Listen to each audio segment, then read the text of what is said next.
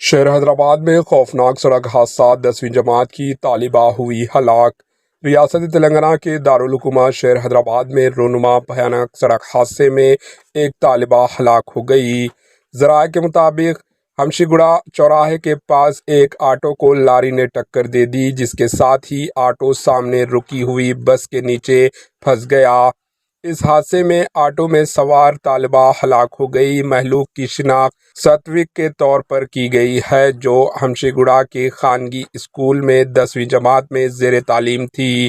اس حادثے کے بعد مصروف ترین سڑک پر ٹریفک کے نظام میں خلل پڑا۔ عثمانیہ یونیورسٹی پولیس نے اس معاملے میں مقدمہ درج کر کے تحقیقات کا آغاز کر دیا۔ Bureau report AHN news.